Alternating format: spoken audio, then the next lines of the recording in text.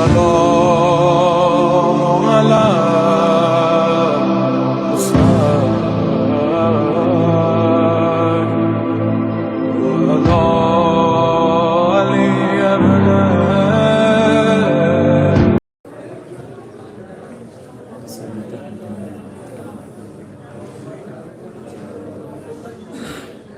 أعوذ بالله من الشيطان الرجيم بسم الله الرحمن الرحيم الحمد لله رب العالمين الصلاة والسلام على أشرف الأنبياء والمرسلين وخاتم النبيين بالقاسم محمد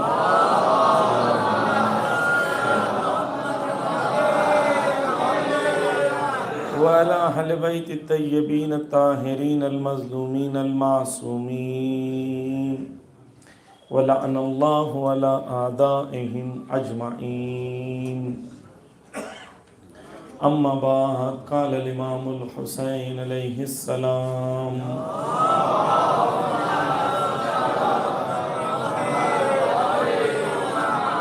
من كان فينا باذلا مهجته وموطنا على لقاء الله نفسه فليرحل معنا صلوات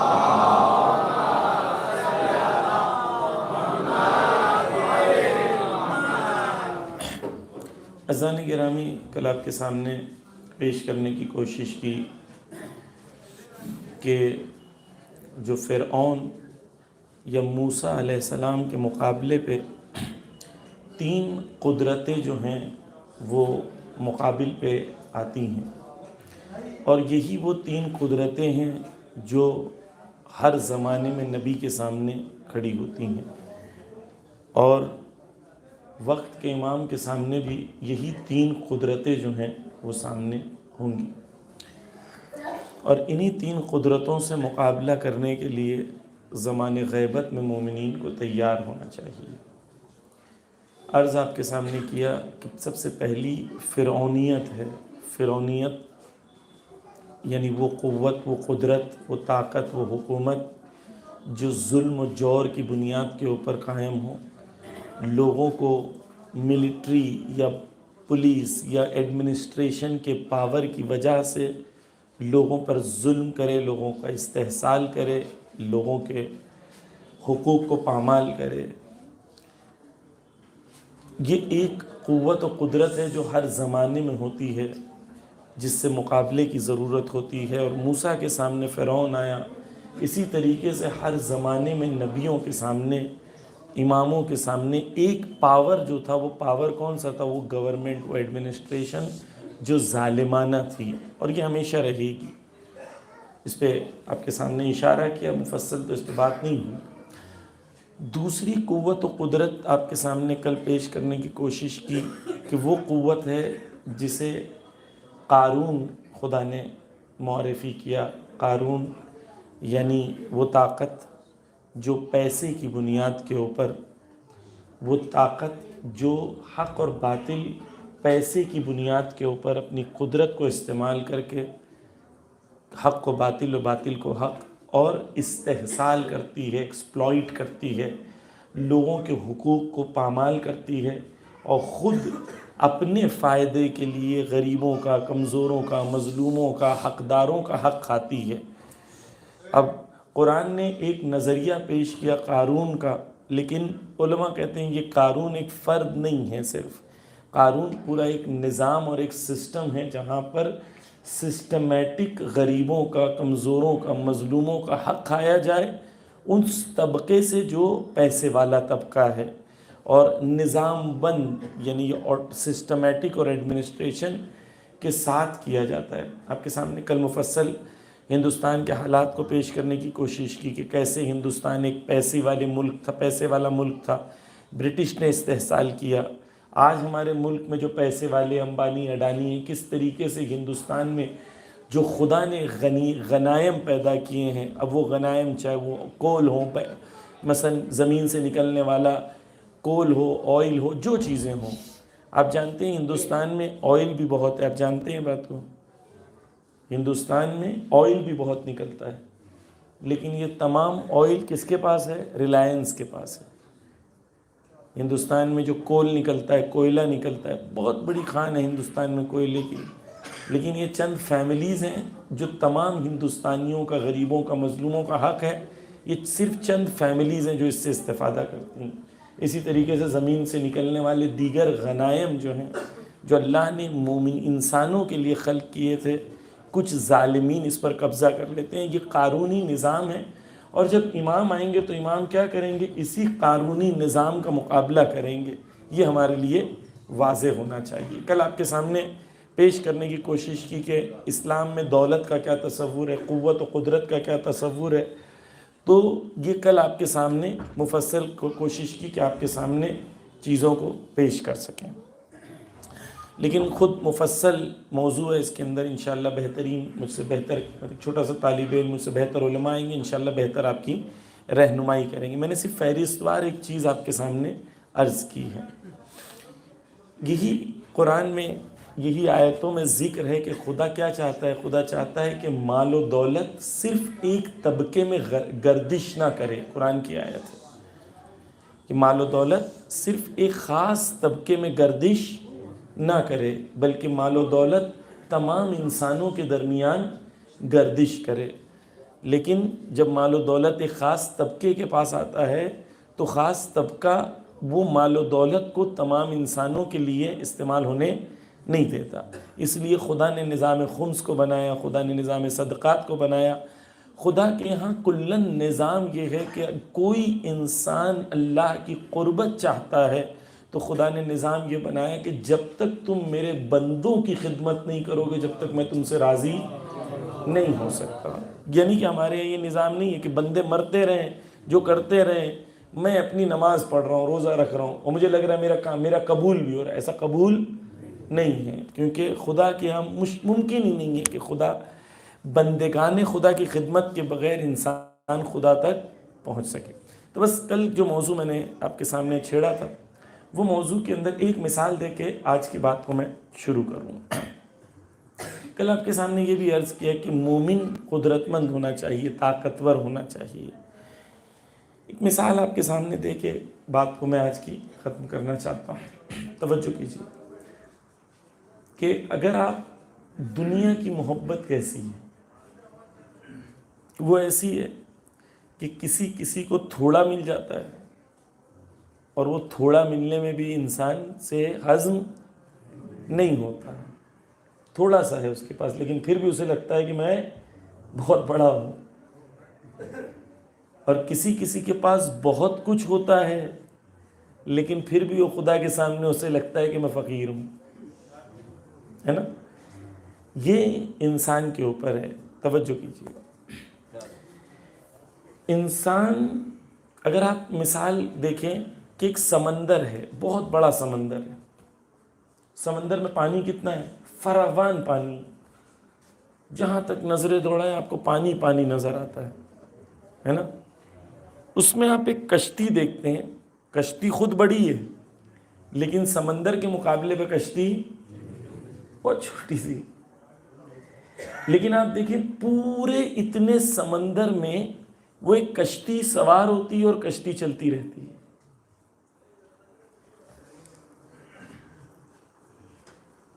اگر آپ سوال کریں کہ یہ کشتی کیوں چل رہی ہے، کیوں ڈوب نہیں رہی ہے، اتنا پانی ہے، یہ پانی کشتی کو ڈبو کیوں نہیں رہا ہے، تو آپ جواب دیں گے جب تک کشتی پانی کے اوپر ہے، جب تک کشتی چلتی رہے گی. کیونکہ کشتی پانی کے اوپر ہے اور پانی کشتی کے نیچے ہے. لیکن جب بھی کشتی کے اوپر پانی آ جائے تو کشتی ڈوب جائے گی. دنیا کی محبت بھی ایسی ہے.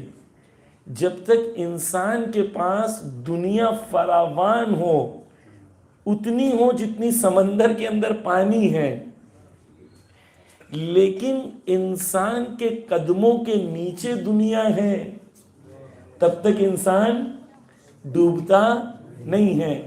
جب یہی مال و دولت بجائے اس کے کہ قدموں کے نیچے ہو، انسان کے سر میں گھس جاتا ہے، جب وہ سر میں گھس جاتا ہے تو کیا ہوتا ہے؟ ایک اور مثال دوں، چھوٹا سا پتھر ہے، پتھر چھوٹا سا ہے، آپ اس کو پانی میں پھینکیں گے تو کیا ہوگا؟ پتھر کتنا سا ہے؟ چھوٹا سا ہے، لیکن پانی کے اندر فوراً ڈوب گیا۔ کیوں؟ کیونکہ اس نے اپنے آپ کو پانی کے اوپر سنبھال نہیں پایا۔ پتھر چھوٹا سا ہے، پانی بھی کم ہے۔ اسی طریقے سے دنیا کی محبت ہے کہ انسان کچھ ایسے ہوتے ہیں، چھوٹی سی دنیا کی محبت بھی انہیں ڈبو دیتی ہے، اور کچھ امام خمینی کی طرح ہوتے ہیں کہ پوری دنیا کی دولت ان کے قدموں کے نیچے ہوتی ہے، لیکن اس کے باوجود بھی ایک چھوٹے سے گھر میں رہتے ہیں۔ دولت پوری دنیا کی قدموں کے نیچے ہے۔ امام خمینی کو کہا گیا کہ شاہ نے پیلس خالی کیا ہے، اس میں چل کے رہیں۔ امام خمینی نے کہا جب تک ہر ایرانی کے لیے ویسا پیلس نہیں بنوا دوں، جب تک میں اس گھر میں نہیں جا سکتا۔ تصور دیکھیں، تو بس دنیا کی محبت کسی کسی کے لیے، چھوٹی سی دنیا کی محبت اسے ڈبو دیتی ہے، اور کسی کسی کے پاس مال و دولت فراوان ہوتی ہے، لیکن اسے احساس ہوتا ہے کہ میں خدا کے سامنے ابھی بھی فقیر ہوں۔ یہ سب خدا نے عطا کیا ہے، خدا نے جیسے مجھ پر احسان کیا ہے، میری ذمہ داری ہے کہ میں دوسروں پہ ویسے ہی احسان کروں۔ بس دنیا کی دو محبت ہے، ایک خوبصورت ہے جس کے اندر، کل میں نے آیتیں پڑھی، یہ سب آیتیں پڑھ رہا ہوں میں آپ کے سامنے، کل آیتیں پڑھی کہ جس کے اندر مجھے پتا ہے کہ دنیا کی دولت ہے تو میں یتیم خانہ بنا سکتا ہوں، دنیا کی دولت ہے تو 100 بچوں کا ایجوکیشن کی فیس بھر سکتا ہوں کسی کو بولے بغیر۔ دنیا ہے تو میں یہ کر سکتا ہوں، دنیا نہیں ہے تو میں اپنے گھر کا خود خرچہ نہیں اٹھا سکتا ہوں۔ مومن کو خدا نے کیا کہا قرآن میں؟ سورہ مومنین کی جب آیتیں خدا کہتا ہے کہ مومن کی صفات کیا ہیں، اس کے اندر خدا کہتا ہے مما رزقناہم۔ مومن کون ہے؟ جو اس میں سے دے جو خدا نے اسے دیا ہے۔ خدا نے یہ نہیں کہا مومن کی صفات وہ ہے کہ جو لے جو خدا نے دیا، نہیں، خدا نے قرآن میں کیا کہا ہے؟ مما رزقناہم، خدا نے جو دیا ہے اس میں سے دینے والا مومن ہوتا ہے۔ مومن وہ ہوتا ہے جس کا ہاتھ ایسا ہوتا ہے، مومن وہ نہیں ہوتا جس کا ہاتھ ایسا ہوتا ہے۔ خدا نے کیا چاہے؟ مومن کیسا ہو؟ مومن قدرت مند ہو، طاقتور ہو۔ عزیزان گرامی توجہ کیجئے، خدا نے انسان کے لیے کچھ چیزوں کو خدا نے کہا جائز نہیں ہے۔ مثال کے طور پر ایک انسان اپنی بے عزتی کرے لوگوں کے درمیان، خود کی بے عزتی کرے، یہ جائز ہے؟ یہ جائز نہیں ہے۔ میں اپنی بے عزتی کر رہا ہوں، آپ کو کیا ہے؟ خدا کہتا ہے تم اپنی بے عزتی نہیں کر رہے ہو، تمہاری نفس کو خدا نے محترم بنایا ہے، تمہاری نفس کو خدا نے عزت مند غیرت مند بنایا ہے۔ تمہیں اجازت نہیں ہے کہ تم اپنی نفس کو دوسروں کے سامنے بے عزت کرو، خدا نے تمہیں بھی اجازت نہیں دی۔ انسان کے اندر جو خدا ایک چیز چاہتا ہے وہ غیرت ہے، اور غیرت انسان کے لیے بہت اہم صفت ہے، کہ کوئی بھی قوم کی اگر غیرت چھین لے آپ اس سے تو وہ قوم نابود ہو جائے گی۔ الگ الگ قسم کی غیرت ہے۔ پس عزیزان گرامی، مال و دولت کی چاہت انسان کے اندر ہونی چاہیے، لیکن کس لیے؟ آخرت کو خریدنے کے لیے۔ مومن کے اندر مال و دولت کی چاہت ہونی چاہیے، کیوں؟ آخرت کو خریدنے کے لیے۔ قدرت ہونی چاہیے، وگرنہ آپ قدرت کو حاصل نہیں کریں گے، ظالمین قدرت کو حاصل کریں گے، ظالمین حاصل کریں گے تو ظلم کریں گے، اور آپ کی ذمہ داری ہے کہ اس ظالمین کو نہ اجازت دیں کہ وہ قدرت کو حاصل کریں، آپ خود قدرت کو حاصل کریں۔ بس عزیزان گرامی، دو محبتیں دنیا ہیں، ایک بری ہے ایک اچھی ہے۔ بری وہ ہے جو ہمارے دماغ میں گھس جائے، جو ہمیں قارون بنا دے، جو ہمیں یزیدی نظام کا غلام بنا دے، اور ایک دنیا کی محبت ہے جہاں پر میں حضرت خدیجہ کی سیرت پہ چلتے ہوئے اتنا مال و دولت رکھنا چاہتا ہوں کہ وقت کے امام کو جب بھی ضرورت پڑے تو میں خزانوں کو کھولنے کے لیے تیار ہوں۔ تو دو نظریے ہیں دنیا کی محبت کے، دونوں نظریے اپنے ایک باطل ہے اور ایک صحیح ہے۔ مومن کو صحیح نظریے کے ساتھ ہمیشہ پروگریس کرتے رہنا چاہیے، راضی نہیں رہنا چاہیے۔ مومن کو یہ ہمیشہ اپنی زندگی کے اندر کنٹینیوس آگے بڑھنے کی کوشش کرنی چاہیے۔ ایک صلوات پڑھ دے محمد و آل محمد پڑھ۔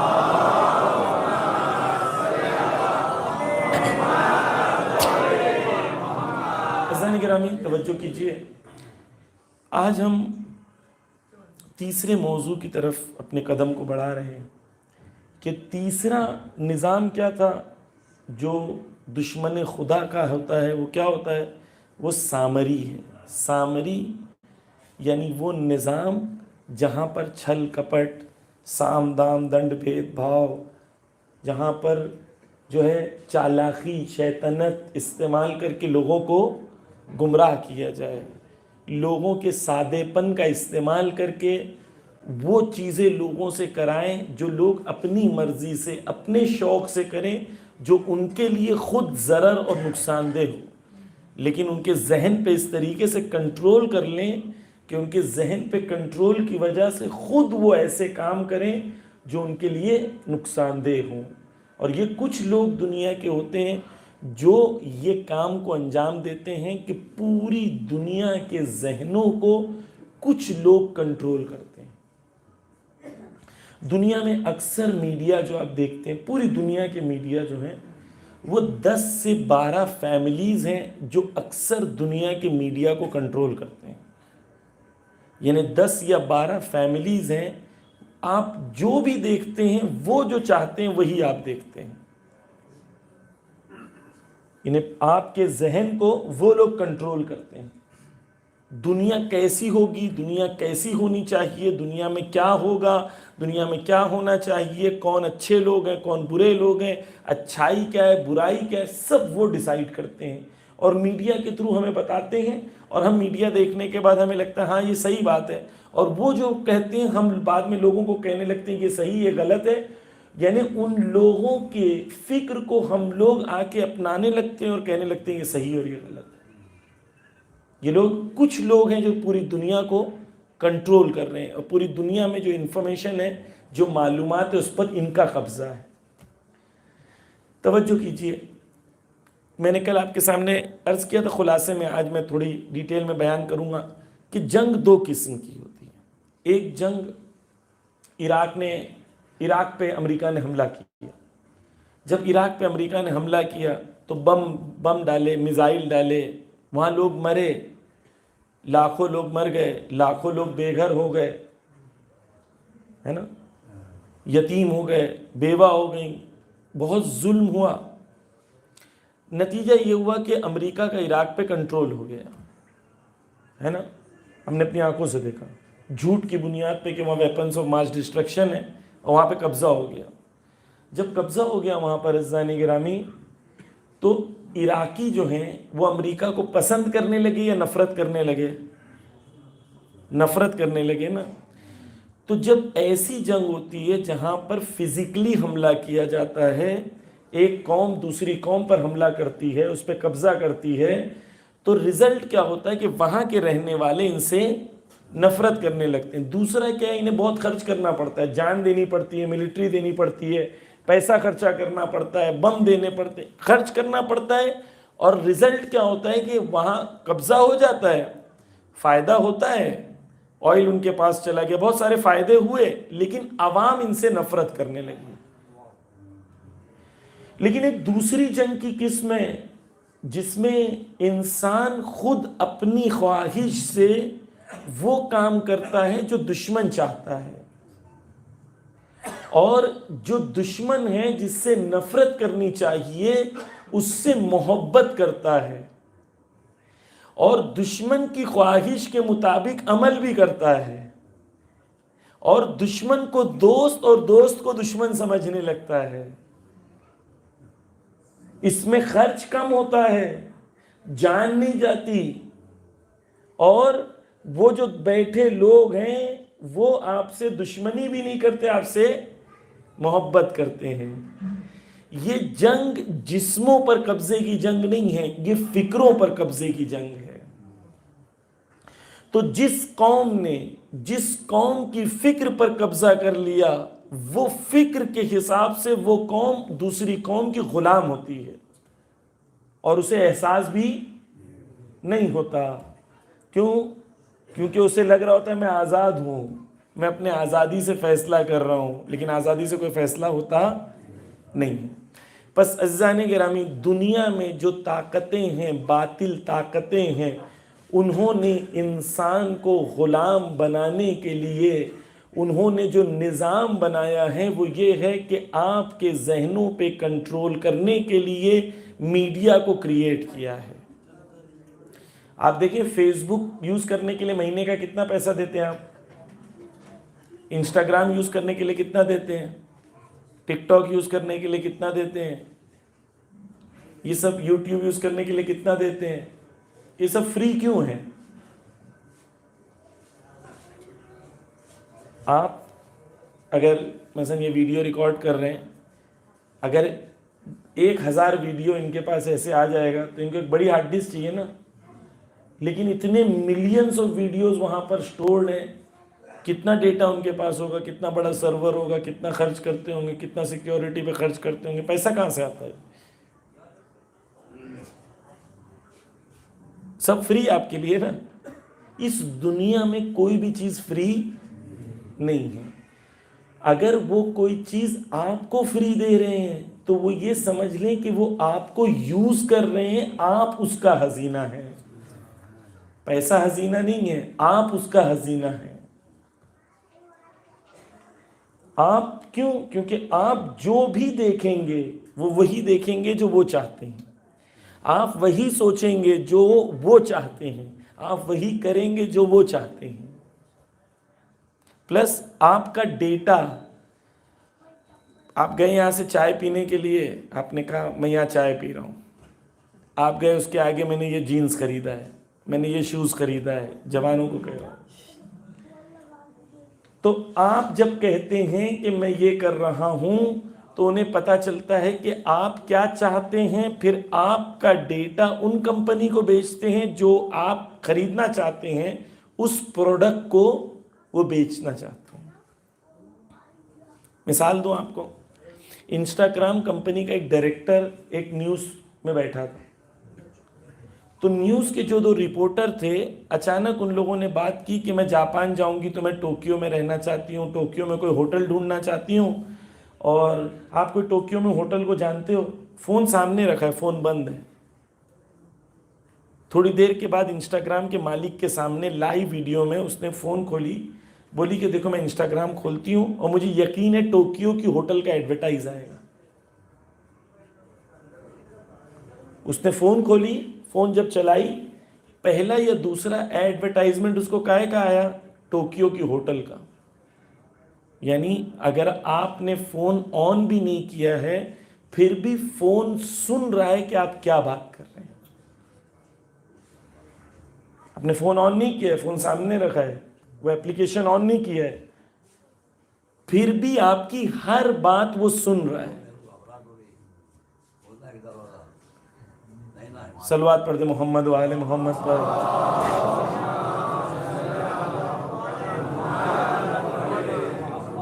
توجہ کیجئے عزیزان گرامی, میری طرف توجہ کیجئے کہ یہ کمپنیز جو ہیں یہ آپ کے ڈیٹا کو, آپ کہاں جا رہے ہیں, کہاں بیٹھ رہے ہیں, کس سے مل رہے ہیں, آپ کو لگ رہا ہے ان کو نہیں پتا, ہر چیز آپ کی زندگی کی معلومات ان کے پاس ہے اور ہر معلومات کو وہ کمپنیز کو بیچ رہے ہیں.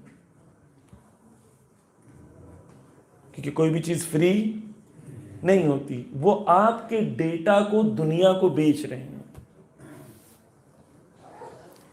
بہت سخت ہے جو جنگ آج کی ہے, یہ جنگ جو ہے میڈیا کی بہت سخت ہے. توجہ کیجئے. تو دنیا کے اندر جو میڈیا بنایا گیا ہے, یہ میڈیا ہر زمانے میں موجود تھا. میڈیا کا کام کیا ہوتا ہے؟ آپ کو انفارمیشن اور معلومات پہنچانا. اب جب وہ میڈیا آپ کو انفارمیشن وہ دیتا ہے جو وہ چاہتا ہے, آپ کو انفارمیشن وہ دیتا ہے جو وہ چاہتا ہے. مثال کے طور پر نوح میں گھر توڑے گئے, تو نوح میں گھر توڑے گئے وہ دکھانے کے بدلے ان لوگوں نے شروع کر دیا کیا؟ سچن جھنگور جیسا ہے,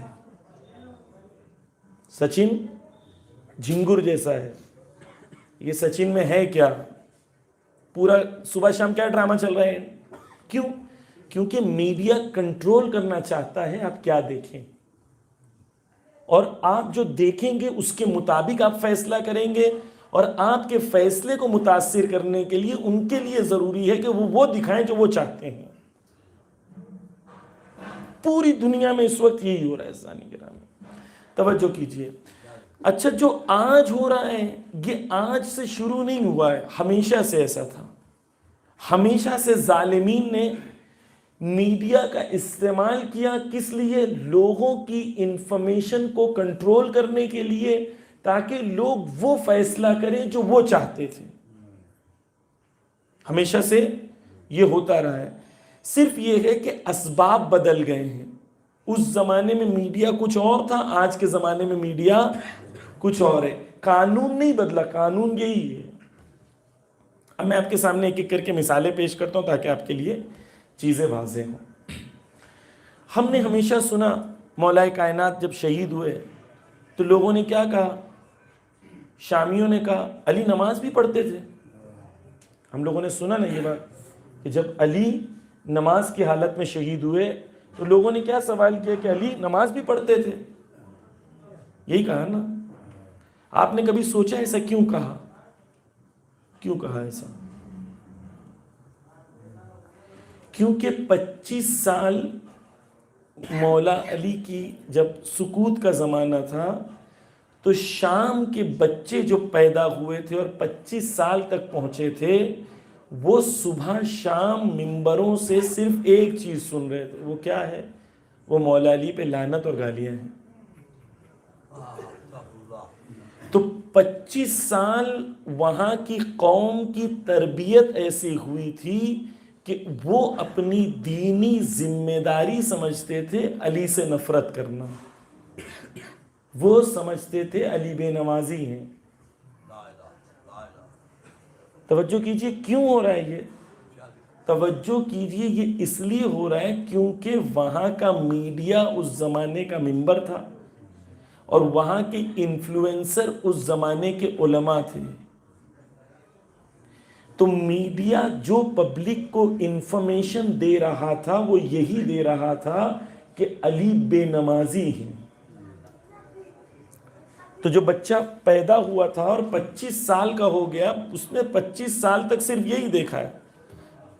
اور جو 10 سال کا تھا جب مولا علی علیہ السلام سے ان لوگوں نے خلافت کو چھینی, یا مثلا امام حسن علیہ السلام کے بعد جو خلافت ان کے پاس آئی یا حکومت ان کے پاس آئی, تب سے لے کے 25 سال کا جو پیریڈ ہم لوگ دیکھتے ہیں عزیزان گرامی, یا اس کے جو ٹوٹل پیریڈ مولا علی کے سکوت کا پیریڈ ہے, اس زمانے میں دیکھتے ہیں کیا ہو رہا ہے, گالیاں دی جا رہی. پھر 10 سال امام حسن کی زندگی میں امامت میں اور 10 سال امام حسین کی, یعنی 45 سال شام کے اندر صرف لوگوں کی تربیت کی گئی میڈیا کے ذریعے سے کہ علی برے ہیں. اب عظمت حضرت زینب کو سمجھیں. حضرت زینب اور چوتھے امام خطبہ وہاں دے رہے ہیں جہاں پر 45 سال تک لوگوں نے یہ سنا تھا کہ علی علیہ السلام بے دین ہیں, اہل بیت دین کے دشمن ہیں. اس ماحول میں شام میں بی بی نے جو خطبہ دیا اور چوتھے امام نے جو خطبہ دیا وہ واقعاً معجزہ تھا. واضح ہوا حالات کیا تھے, میڈیا کا کنٹرول کتنا تھا, اور اس میڈیا کے کنٹرول کے اندر چوتھے امام نے اس میڈیا کو استعمال کیا جو میڈیا ان کا تھا. یزید نے جو دربار سجایا تھا وہ اس زمانے کے سب سے زیادہ طاقتور لوگوں کا دربار تھا. اس کے اندر اس کے وزراء موجود تھے, اس کے انٹلیکچوئلز موجود تھے, اس کے شاعر موجود تھے. اس زمانے کے جو طاقتور لوگ تھے وہ وہاں موجود تھے. پلیٹ فارم دشمن نے بنایا, استعمال سید سجاد نے کیا. اس زمانے کا سب سے طاقتور پلیٹ فارم یزید کا دربار تھا. اس پلیٹ فارم کو جو میڈیا جو اس زمانے کا تھا بنایا دشمن نے, استعمال سید سجاد نے کی. یہ ہے میڈیا کی جنگ. آپ کو میڈیا کو مات وہاں دینا ہے جہاں پر جنگ ہو رہی ہے. یہ نہیں ممکن ہے کہ وہ ایک فلم بنائے کشمیر فائلز 15 کروڑ خرچ کر کے اور وہ 15 کروڑ انسانوں کو دکھائیں, ہم جواب میں 1000 لوگوں کے سامنے مجلس میں جواب دے دیں اور ہمیں لگتا ہے ہم نے جواب دے دیا.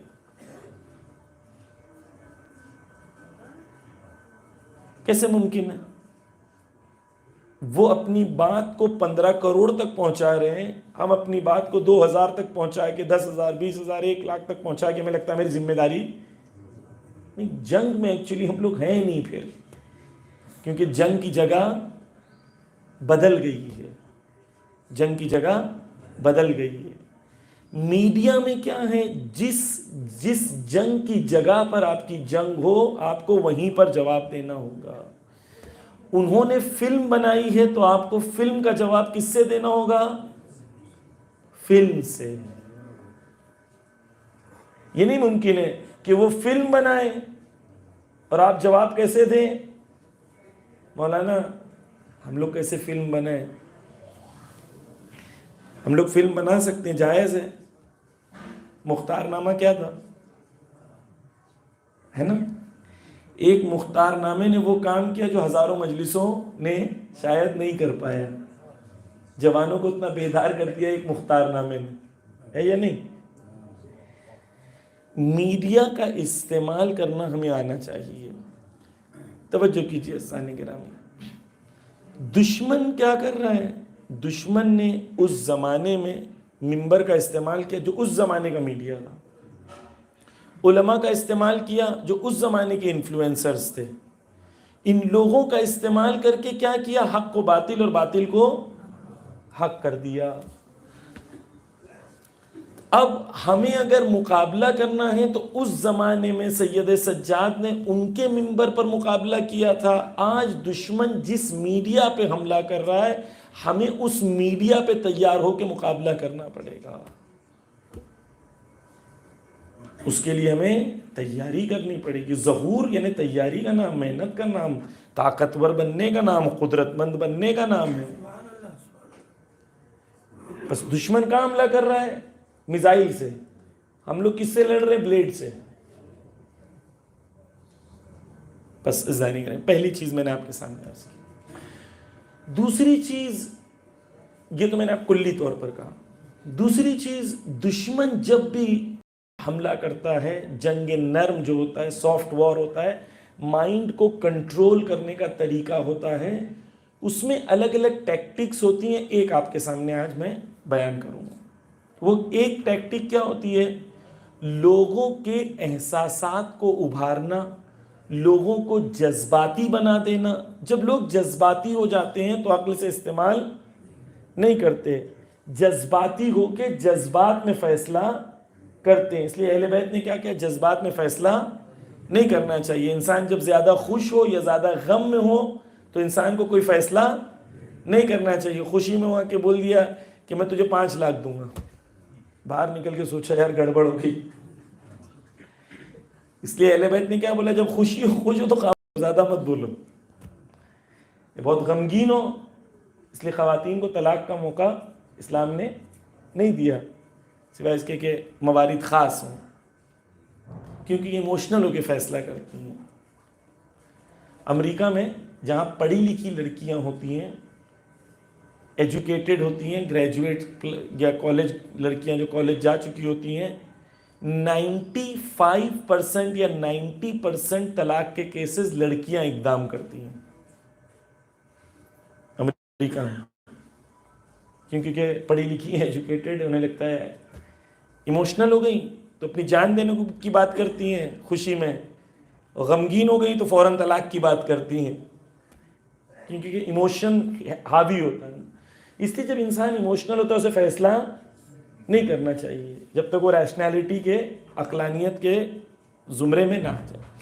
توجہ کیجیے، تو دشمن کی ٹیکٹکس میں سے ایک کیا ٹیکٹک ہے کہ انسان کو کیا کرے، ایموشنل کر دے، تاکہ ایموشن کی بنیاد کے اوپر انسان فیصلہ نہ کرے اور غلط فیصلہ۔ توجہ کیجیے، میں ایک ایک کر کے آپ کے سامنے موارد کو پیش کرتا ہوں۔ رسول خدا کا زمانہ ہے اور جنگ بدر مسلمانوں نے جیت گئے۔ جب جنگ بدر مسلمانوں نے جیتی تو جنگ بدر کے بعد جو ہے ابو سفیان کا قافلہ مدینے سے گزر رہا تھا، تو مدینہ ہے، مدینہ میں مسلمان ہیں، رسول ہیں، مکہ میں مسلمانوں کی پراپرٹی ہے اور مسلمانوں کے رشتہ دار ہیں۔ تو جب مکہ والے جنگ ہار گئے تو مکہ والے کیا کرنے لگے، رسول خدا کے جو یا مسلمانوں کے جو رشتہ دار تھے یا مسلمانوں کی پراپرٹی جو تھی اس پر نقصان کرنا شروع کر دیا۔ تو رسول اللہ نے کہا کہ ابو سفیان کا جو قافلہ جا رہا ہے اس کو گھیر لو تاکہ ہم لوگ ان سے وہ رکوا سکیں۔ یہاں ابو سفیان راستے میں تھا، اس کو آتے آتے یہ پتا چلا کہ ہمارے قافلے پر حملہ ہونے والا، یہ ہمارا قافلہ گھیر لیا جائے گا۔ تو ابو سفیان نے ایک شخص تھا جس کا نام زمزم ہے تاریخ میں، اس کو بھیجا، کہا کہ تم پہلے مکہ چلے جاؤ۔ تو وہ گھوڑا لے کے پہلے مکہ چلا گیا۔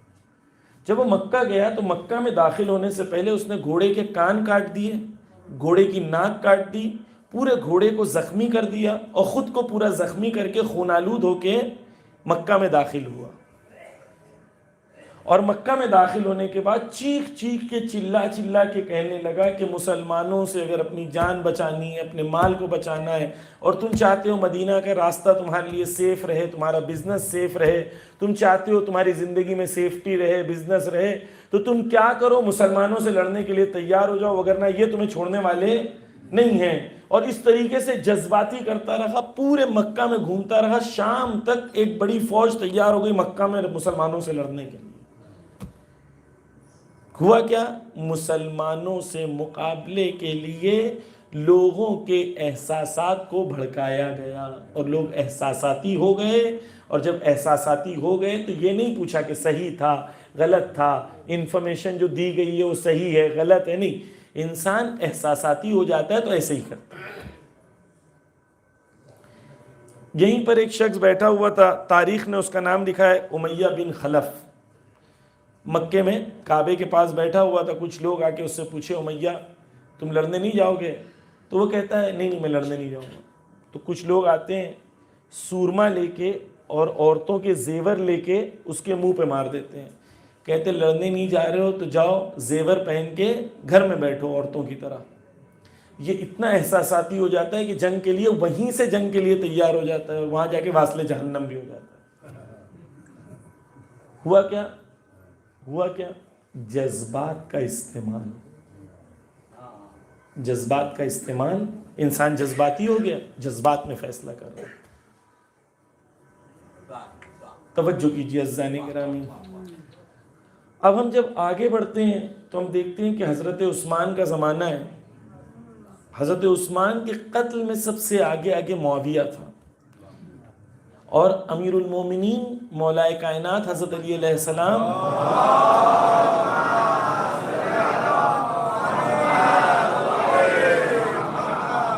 خود انہوں نے امام حسن، امام حسین اور حضرت عباس کو بھیجا تھا تاکہ جائیں حضرت عثمان کا دفاع کریں، حضرت عثمان کا دفاع کریں، کیونکہ مولا علی نہیں چاہتے تھے کہ حضرت عثمان قتل ہوں اور جو خلیفہ کو قتل کرنا، خلیفہ کشی ایک رسم بن جائے، اس کے مقابلے کے لیے امام علی علیہ السلام نے اپنے بچوں کو بھیجا تھا حضرت عثمان کا دفاع کرنے کے لیے.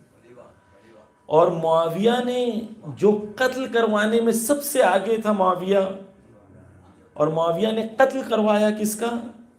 حضرت عثمان کا. اور جب قتل ہو گئے تو ان کا کرتا لیا اور کٹی ہوئی انگلیاں لے کے کہاں گیا؟ شام میں. اور مسجد شام میں ان کا کرتا لٹکایا خون بھرا ہوا اور کٹی ہوئی انگلیوں کو لٹکایا، اور ایک ایسا خطبہ دیا جس کے اندر لوگوں کی غیرت کو للکارا. لوگ اتنے جذباتی ہو گئے کہ لوگوں نے قسم کھائی کہ جب تک علی کا قتل نہ کر دیں تب تک جو ہے ہم لوگ اپنے گھر پہ اپنی بیویوں کے قریب نہیں جائیں گے. رزلٹ کیا ہوا؟ دشمن کی ٹیکٹکس کیا ہے؟ کیا ٹیکٹکس ہیں؟ جذبات کو بھڑکا دو. جب جذبات بھڑک جائیں گے تو کیا ہوگا؟ انسان صحیح فیصلہ یہ نہیں پوچھے کہ واقعاً علی نے قتل کیا یا نہیں کیا، کہ انسان جذباتی ہوتا تو یہ کام نہیں کرتا. جذباتی ہوتا تو عقل کی بات نہیں کرتا. اور دشمن ہمیشہ اس ٹیکٹک کو استعمال کرتا ہے کہ جذباتی کر دو، اور جذباتی کرنے کے بعد انسان جو ہے فیصلہ. مثلا کشمیر فائلز مووی بنائی گئی مسلمانوں کے بارے میں کہ مسلمان کتنے نعوذ باللہ ظالم ہیں. لوگ جب تھیٹر سے نکل رہے تھے تو لوگوں نے کبھی جا کے پوچھا کہ آئے واقعی ایسا ہوا نہیں ہوا، کتنا ہوا؟ لوگوں نے پوچھا نہیں پوچھا. نکلتے ٹائم کیا بول رہے تھے؟ گالیاں دے رہے تھے، قتل و غارت کی بات کر رہے تھے، مارنے مرنے کی بات کر رہے تھے. کیوں؟ ٹیکٹکس یہی ہے کہ جذبات کو ابھارا جائے. اور آج جو ظالمین ہیں وہ ہمارے ہندو بھائیوں کے بچوں کے فیوچر کے لیے خطرناک ہیں، کیونکہ وہ بچے جنہیں ہمیں بتانا چاہیے، ہمارے ہندو بھائیوں کے بچوں کو جنہیں ہمیں بتانا چاہیے کہ ان کے لیے امپورٹنٹ یہ ہے کہ وہ پڑھائی کریں، آگے بڑھیں، اپنے ملک میں کنٹریبیوشن کریں، اپنے ملک میں کامیابی کے اندر سہیوگ کریں. یہ کرنے کے بجائے انہیں بھڑکا کے کہا جا رہا ہے ایک قوم تمہاری دشمن ہے، تمہیں ان سے لڑنا چاہیے.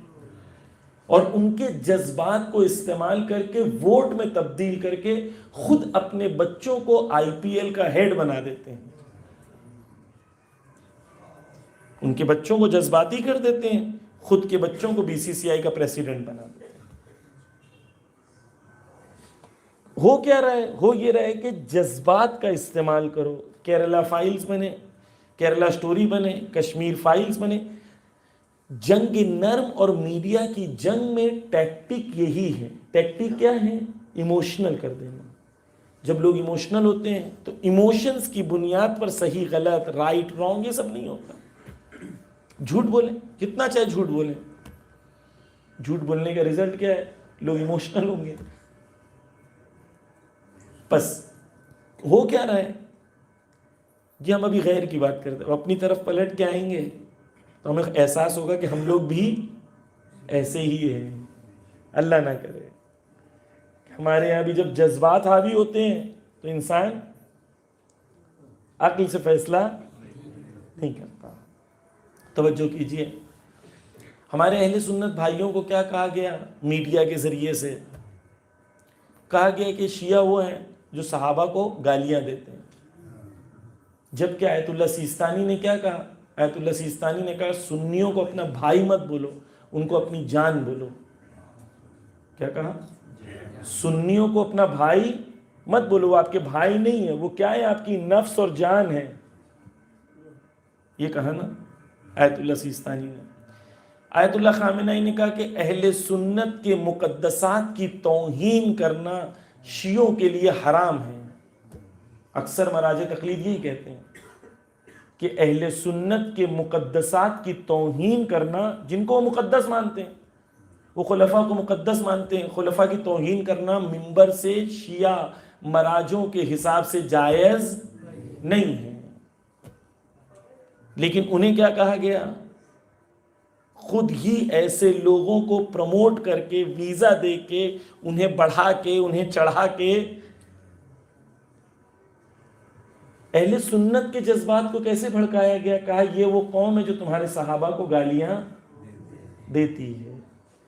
شیعوں کو بھڑکانے کے لیے کہا گیا یہ وہ قوم ہے جنہوں نے حضرت زہرا کا قتل کیا ہے, تم اس سے دوستی کیسے کر سکتے ہو. دونوں قوم کو کیا کر دیا؟ جذباتی کر دیا. اب جب انسان جذباتی ہوتا ہے تو انسان یہ نہیں دیکھتا کہ تاریخ میں حقیقت کیا ہے, صحیح کیا ہے, غلط کیا ہے نا, تحقیق نہیں کرتا, ریسرچ نہیں کرتا. توجہ کیجئے گا, جب بھی تعصب, پریجوڈس حاوی ہو جاتا ہے انسان عقل سے فیصلہ نہیں کرتا. تعصب حاوی ہو جاتا ہے تو انسان عقل سے فیصلہ نہیں کرتا. اس لیے ہم اور ہمارا دین تعصب نہیں سکھاتا, محبت سکھاتا ہے. جب آپ اہل سنت سے محبت کریں گے, وہ آپ سے محبت کریں گے, تو آپ کیا کریں گے؟ آپ دونوں بھائی مل کے فیصلہ کریں گے بھائی تاریخ میں ہوا کیا تھا, حقیقت کیا تھی. آئے ہم لوگ حقیقت کو پہچانتے محبت سے, محبت کے ذریعے سے حقیقت کو پہچانتے ہیں.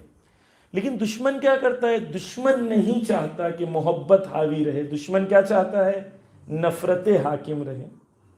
کیوں؟ کیونکہ نفرتوں کے ذریعے سے وہ اپنے فائدوں کو حاصل کرنا چاہتا ہے. واضح؟ گیم کیا ہے؟ گیم پورا وہی ہے کہ ایموشنل کر دو لوگوں کو. انسان جب ایموشنل ہو جاتا ہے تو پھر بے شمار کرنے لگتا ہے. سوچ نہیں رہا ہے نا, میرے یہ بے شمار کرنے سے میں لوگوں کو نزدیک کر رہا ہوں اہل بیت سے یا دور کر رہا ہوں, لوگوں کو اہل بیت کے در پر لا رہا ہوں یا دور کر رہا ہوں, یہ نہیں سوچتا ہوں. کیونکہ جذباتی ہو گیا. اب غور کریں, شیعہ کی جتنی مشکلات ہیں وہاں پر کیا ہے؟ مرجع تقلید کو کس سے مقابلے پہ لے کے آئیں گے؟ عزاداری سے. اور کہیں گے امام حسین ورسز آیت اللہ سیستانی. انسان نیچرلی ایموشنل ہو جائے گا, بولے گا میں تو امام حسین کو مانوں گا, آیت اللہ سیستانی کو تھوڑی نہ مانوں گا. کیوں؟ کیونکہ وہ عقل سے نہیں سوچ رہا, ایموشنل ہو گیا ہے. جب آپ کوئی بھی قوم کو ایموشنل کر دے تو ایموشنز کی بنیاد پر وہ فیصلہ صحیح نہیں کرے گا. اس نے وہ یہ نہیں سوال کر رہا ہے کہ میں جس بات پہ بحث کر رہا ہوں وہ میری بنائی ہوئی رسم ہے, نہ کہ امام حسین ہے. لیکن اپنی بنائی ہوئی رسم کو کس سے مقابلے میں لے کے آ رہا ہے؟ مرجع تقلید کے. اور اسے لگ رہا ہے میری بنائی ہوئی رسم امام حسین ہے, اور امام حسین کو کس سے کمپیئر کر رہا ہے؟ کیوں؟ کیونکہ ایموشنل ہو گیا, عقل سے استعمال نہیں کر رہا. ٹیکٹک کون سی استعمال ہو رہی ہے؟ ایموشنل کرنے والی. لوگ ایموشنل ہو جاتے ہیں, جب ایموشنل ہو جاتے ہیں تو آپ ان سے کسی سے بھی لعنت پڑھوا. میں ایک مثال دیتا ہوں, نام نہیں لوں گا. ایک جگہ میں لنڈن میں تھا. لنڈن میں, نہ انڈیا پاکستان کی بات, گاؤں کی بات نہیں کر رہا ہوں, لنڈن میں ایک عالم دین تھے, ذاکر تھے. انہوں نے کہا کہ میں نے ایک سپیچ دیا تھا, وہ سپیچ کسی نے چھپ کے, میں نے گھر میں دیا تھا, کسی نے چھپ کے ویڈیو بنا دیا اور انٹرنیٹ پہ ڈال دیا, جس کے بعد شیعہ سنی میں تفرقہ ہوا. تو میری سپیچ چھپ کے ڈالا تھا کسی نے, جبکہ میں نے اجازت نہیں دیا تھا. تو ایک شخص کھڑا ہوا, اس نے کہا جس نے ریکارڈ کیا تھا, تو سب نے بولے اس پہ لعنت. جس نے ریکارڈ کیا تھا سب نے بولے لعنت. ایسی جذباتی ہوتے ہوتے اس نے لاسٹ میں بولا انٹرنیٹ پر ڈالا تھا, تو بولتا انٹرنیٹ پر, تو ساری پبلک نے بولی لعنت. کہ پبلک اس وقت سوچ نہیں رہی ہے کہ میں کیا بول رہی ہوں. پبلک اس وقت سوچ نہیں رہی ہے میں کیا بول رہی ہوں. بہاؤ جو چل رہا ہے, اس بہاؤ کے اندر سارے لوگ بہتے جا رہے ہیں. بس توجہ کیجئے, دشمن کی ٹیکٹکس کیا ہیں؟ ایموشنز کا استعمال کرنا. یوکرین کی جنگ ہوئی, یوکرین کی جنگ کو کس طریقے سے دکھایا گیا؟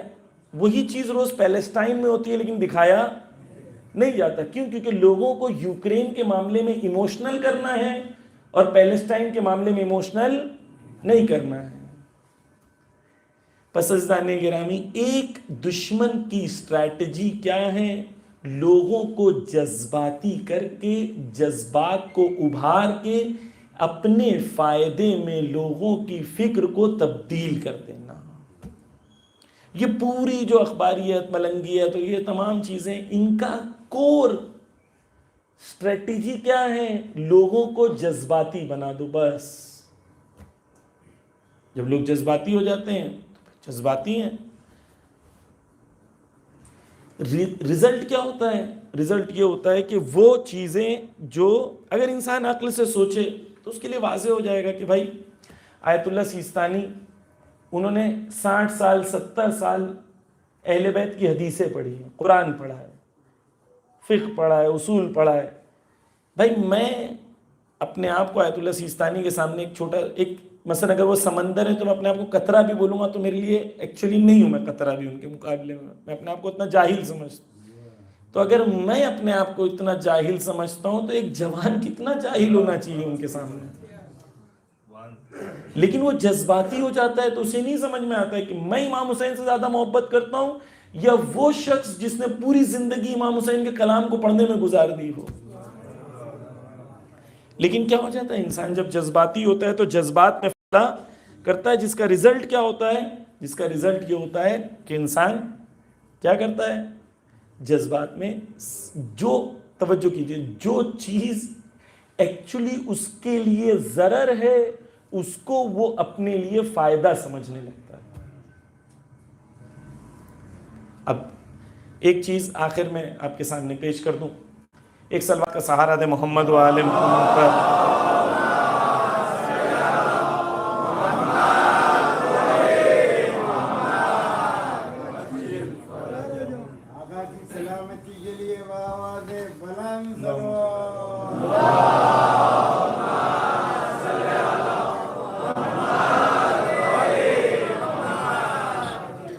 عزیزان گرامی سنیں، یہ جو جنگ ہوتی ہے، جنگ نرم، سافٹ وار، اس میں آپ توجہ کیجئے پوری دنیا میں جو ظلم ہوتا ہے، قرآن کہتا ہے وَلَا تَلْبِسُ الْحَقَّ بِالْبَاطِلِ، کہ باطل کو، حق کو باطل سے نہ چھپاؤ، حق کو باطل سے نہ چھپاؤ، اس کا پردہ نہ اڑاؤ. دنیا میں جب تک یہ لوگ کیا کرتے ہیں، حق کو باطل اور باطل کو حق بتاتے ہیں، یہ کام سخت ہے. کیوں؟ توجہ کیجئے گا، کاش میں پوائنٹ سمجھا پاؤں. انسان کو فطرتاً آپ نہیں کہہ سکتے کہ یہ چیز باطل ہے اور وہ قبول کر لے، یا زیادہ عرصے تک وہ قبول نہیں کرے گا، تھوڑے عرصے کے بعد اس کو ریئلائز ہوگا کہ باطل تھا. اس لیے ظالمین کی مجبوری ہے کہ باطل کو وہ حق کا لباس پہنائے اور حق کو باطل کا لباس پہنائے. یہ اس کے لیے مجبوری ہے کیونکہ انسان کی فطرت پاکیزہ ہے. دشمن کو کیا کرنا ہے؟ باطل کو حق اور حق کو باطل بتانا ہے. جب تک دنیا میں ظالمین حق کو باطل اور باطل کو حق بتا رہے ہیں، ان کے مقابلے میں جب تک مومنین اور اہل حق اتنے طاقتور نہ ہو جائیں کہ حق کو حق بتائیں اور باطل کو باطل بتائیں اور ہر انسان تک پہنچا سکیں کہ حق اور باطل کیا ہے، تب تک ہم ظہور کی تمنا نہ کریں. کیوں؟ کیونکہ وہ حق کو باطل اور باطل کو حق بتانا چاہتے ہیں. ہماری ذمہ داری کیا ہے؟ ایسا نظام بنائیں کہ یہ نظام ظلم کے مقابلے میں نظام حق اتنا مضبوط ہو کہ جب وہ باطل کو حق بتائیں تو ہم بتا سکیں کہ یہ باطل ہے، یہ حق ہے.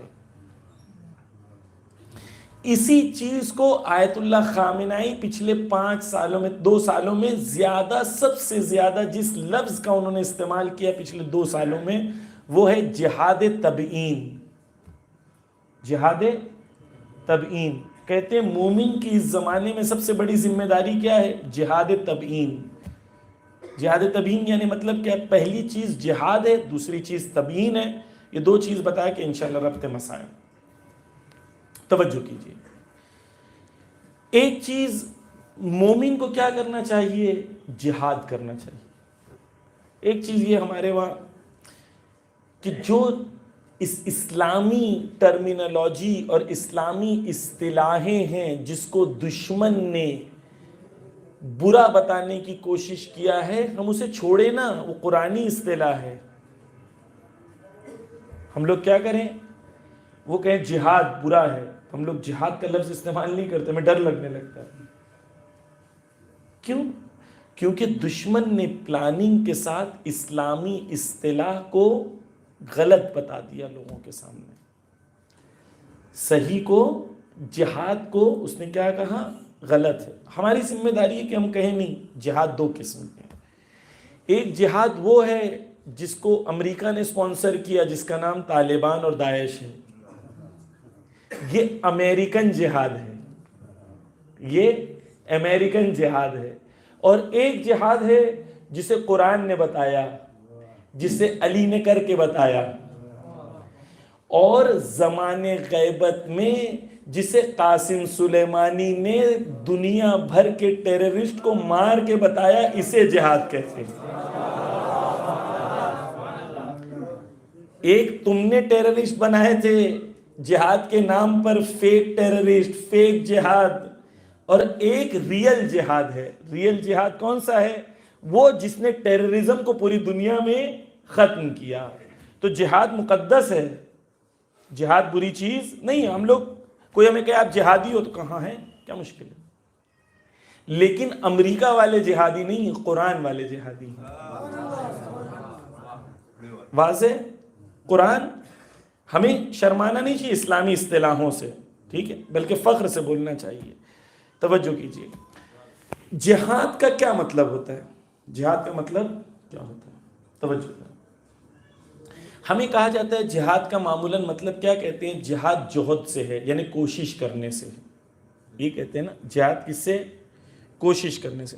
آیت اللہ خامنہ ہی کہتے ہیں ہر کوشش کو جہاد نہیں کہتے ہیں. مثال کے طور پر ایک شخص ہے، وہ کیا کر رہا ہے؟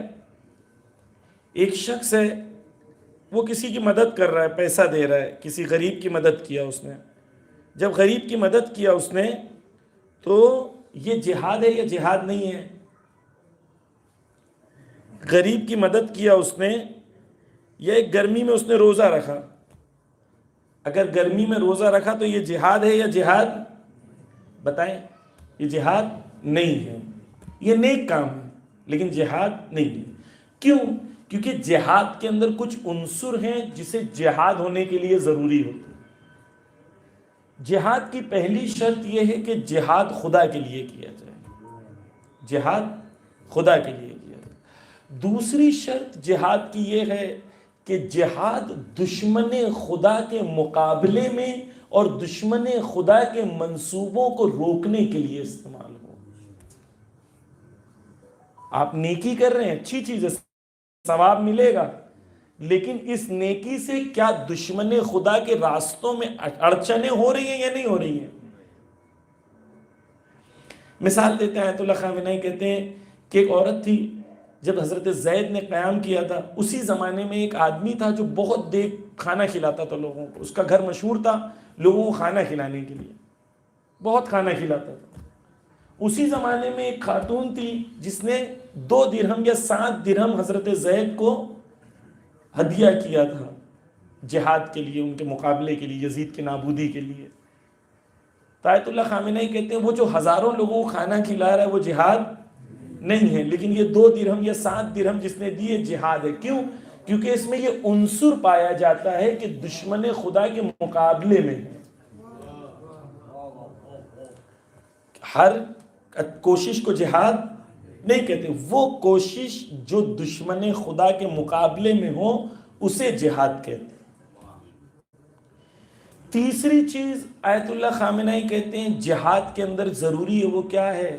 جہاد کے اندر مسلسل کوشش ہونی چاہیے. شیطان ایسا نہیں کہ آج حملہ کیا پھر اس کے بعد 2 مہینہ جا کے سو گیا، پھر اچانک اٹھا ہاں میں بھول گیا تھا مجھے حملہ بھی کرنا ہے. شیطان نے آج حملہ کیا، آج ایک جوان نے حرام چیز نہیں دیکھی، کل واپس سے ٹرائی کرے گا. وہ شیطان تھکتا لَأُغْوِيَنَّهُمْ، خدا کی قسم کھا کے خود شیطان نے کہا ہے کہ میں یقیناً گمراہ کروں گا انسانوں کو.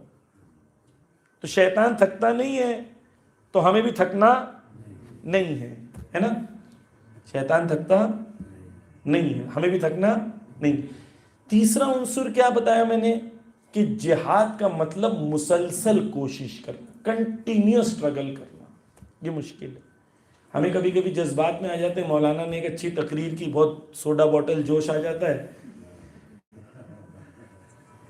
اور وہ سوڈا بوٹل جوش جب تک مولانا رہتے ہیں اس کے بعد 3-4 دن تک رہتا ہے. 3-4 دن کے بعد مولانا گئے تو سوڈا بوٹل کا جوش بھی ختم ہو گیا.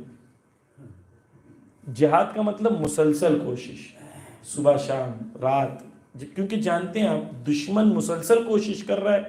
آپ کو دشمن سے مقابلے کے لیے مسلسل کوشش کرنا ہو. تیسری چیز کیا ہو گئی جہاد میں؟ مسلسل کوشش، کنٹینیوس ہونا.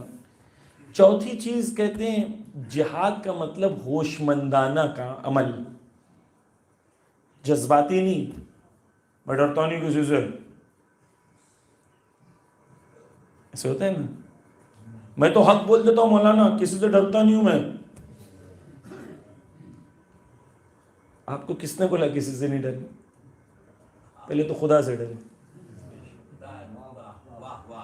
جو انسان خدا سے ڈرتا ہے ہمیشہ ایک سوال کرتا ہے، کیا خدا نے اس موقع میں مجھ سے کیا چاہا ہے؟ کبھی خدا چاہتا ہے تم بولو، کبھی خدا چاہتا ہے تم خاموش رہو. معیار کیا ہے؟ معیار یہ دیکھنا ہے کہ دین کا اس وقت کس چیز میں فائدہ ہے، میرا نہیں، دین کا کس چیز میں فائدہ ہے. ہوش مندانہ. دشمن نے، آپ نے کہاوت سنی ہوگی کہ ایک انسان کو ایک درخت پہ ایک بندر بیٹھا ہوتا ہے، اس کو بندر سیب کے پاس بیٹھا ہوتا ہے، ایسے سیب چاہیے ہوتا ہے، تو یہ کیا کرتا ہے؟ پتھر اٹھا کے بندر کو مارتا ہے. اب بندر کے پاس پتھر نہیں ہوتا تو بندر سیب اٹھا کے اسے مارتا ہے، اسے سیب مل جاتا ہے. اسے یہ نہیں سمجھ میں آتا ہے کہ وہ پتھر پھینکا کیوں گیا تھا؟ تاکہ تم سیب کو پھینکو. ہم جب پتھر پھینکتے ہیں ہم فوراً سیب کو پھینک دیتے ہیں بغیر سوچے کہ سوال کیے کہ پتھر پھینکا کیوں گیا. ہوش سے عمل نہیں کرتے. جہاد کے اندر آیت اللہ خامنہئی کہتے ہیں ایک عنصر کیا ہے کہ جہاد اس عمل کو کہتے ہیں جو ہوش مندی کے ساتھ کیا جائے. دشمن چاہتا ہے کہ تم مجبور بنو، مضبوط نہیں بنو. تو دشمن کے مقابلے میں تمہیں مضبوط بننا ہے، مجبور نہیں بننا. تو ہم علم کے میدان میں بھی کیا کرتے ہیں؟ ہم اس لیے IAS آفیسر نہیں بننے بولتے ہیں کیونکہ ابھی کوئی ایک دوسرا آدمی کرپشن کر رہا ہے، آپ IAS آفیسر بن جائیں گے تو آپ کرپشن کرنا، تو آپ میں اس میں فرق کیا ہوگا؟ توجہ ہے. جہاد کا مطلب کیا ہے؟ ہم وہ لوگ بنانا چاہتے ہیں، وہ انسان بنانا چاہتے ہیں جو ظہور کے لیے متمنی ہو اور جن کا دل دھڑکے ہر انسان کے لیے، اور ظالمین کی نفرت شدت سے دل میں ان کے موجود ہو، مظلومین کے لیے شدت سے محبت ان کے دلوں میں ہو، لیکن وہ قدرت کی اس منزل پر ہو کہ یہ محبت اور یہ نفرت کو عملی جامہ پہنا سکیں. وگرنہ آپ کے دل میں محبت بہت ہے، نفرت بہت ہے، لیکن آپ کر کیا سکتے ہیں سوائے چائے کی دکان پہ بیٹھ کے بحث کرنے کے علاوہ کوئی بحث؟ کیونکہ قدرت نہیں ہے. اس لیے مومن وہ ہو جو جہاد کرے. واضح. جہاد کیا جہاد کے میں نے آپ کے کچھ عنصر بتائے آپ کو. پہلا کیا تھا؟ جہاد کا وہ عنصر ہے کہ خدا کے لیے کیا جائے. دوسرا کیا ہے؟ دشمن خدا کے مقابل میں کیا جائے. تیسرا کیا ہے؟ مسلسل کیا جائے، کنٹینیوس کیا جائے. آج میں نے پڑھائی کیا، کل بھی پڑھنا ہے. کس کو اچھا لگتا ہے پڑھائی کرنا؟ کسی کو نہیں اچھا لگتا. اگر آپ کو چوائس دی جائے کہ آپ پڑھیں یا کھیلیں تو کیا کرے گا جو بچہ؟ کھیلے گا نا. کیوں؟ کیونکہ اس کو اتنی معرفت نہیں ہے، اتنی معرفت نہیں ہے کہ اس کی بھلائی کس چیز میں ہے. واضح. تیسری چیز کنٹینیوس کوشش کرنا، تھکنا نہیں. چوتھی چیز کیا ہے؟ ہوش مندانہ عمل. جذباتی جہاد نہیں کہتے کہ دشمن نے یہ کیا جذبات میں جواب دیں، نہیں، پہلے غور و فکر کریں. ہم کیا چاہتے ہیں، دشمن کیا چاہتے ہیں، ہماری تدبیر کیا ہے، کیسے دشمن کو مات دی جائے، کیسے قوم کا فائدہ ہو، کیسے دشمنوں کا نقصان ہو، کیا ہونا چاہیے کیا نہیں ہونا چاہیے. مشورت کریں، ایکسپرٹ اوپینین لیں، لیگل اوپینین لیں. تمام چیزوں کو فیصلہ کرنے کے بعد جب فیصلہ کریں تو میدان میں ڈٹے رہیں، پھر پیچھے نہیں ہٹیں. پھر ایک دم پیر ایک دم جمائے ہوئے کھڑے رہیں، لیکن کب؟ جب تدبیر کے ساتھ آپ آگے بڑھیں. اور جب تدبیر کے ساتھ آگے بڑھتا ہے انسان تو خدا خود اس کے لیے راستوں کو کھول دیتا ہے. اور بھی عنصر ہے لیکن فی الحال اس کو رہنے دیں. جہاد ایک چیز ہو گئی. دوسری چیز ہے جہاد تبیین، یعنی انسان کو کیا کرنا ہے؟ جہاد تبیین کرنا ہے. اس زمانے میں جہاں میڈیا مقابلے پہ موجود ہے، یہ جہاد میں نے کس اس میں کہا ہے؟ میڈیا کی جنگ میں. ہمیں میڈیا کی جنگ میں بھی جہاد کی ضرورت ہے. تبیین کسے کہتے ہیں؟ عربی میں کہتے ہیں بین، فارسی میں بھی کہتے ہیں نا، مثلا بین من و شما، میرے اور آپ کے درمیان. درمیان کہتے ہیں نا، بین یعنی دو چیز کے درمیان فاصلہ ہے نا. بیان کہتے ہیں عربی میں. قرآن کو کہا خدا نے بیان للناس، انسانوں کے لیے بیان ہے. بیان کا مطلب کیا ہوتا ہے کہ عربی میں کہتے ہیں کسی شے سے پردے کو اٹھا دینا. تو پردے کے پیچھے کی چیز سامنے آ گئی، یعنی آپ نے بیان کر دیا. واضح ہوا؟ بیان یعنی آپ کے اور اس شے کے درمیان ایک پردہ تھا، آپ نے بیان کیا تو اس شے میں اور آپ میں جو فاصلہ تھا وہ پردہ اٹھا کے آپ نے اس فاصلے کو ختم کر دیا. اسے کہتے ہیں بیان کرنا. کسی چیز کی حقیقت کو سامنے والے کے سامنے ظاہر کر دینا، اس کے اندر جو چھپی ہوئی چیز تھی اس کو نکال دینا. تبیین کہتے ہیں، باب تفعیل سے ہے، یعنی دو چیزوں کے درمیان جو مکس ہو گئی دو چیزیں، اس کو اس طریقے سے واضح کر دینا کہ صحیح اور غلط کے بیچ میں لوگ فیصلہ کر سکیں. یعنی مثال کے طور پر سونا اور پیتل اگر مخلوط ہو جائے تو تبیین کرنا یعنی سونے کو الگ کر دینا، پیتل کو الگ کر دینا، تاکہ لوگوں کے لیے واضح ہو جائے سونا کیا ہے اور پیتل کیا ہے. سونا کیا ہے اور پیتل کیا ہے. اسے کہتے ہیں تبیین کرنا.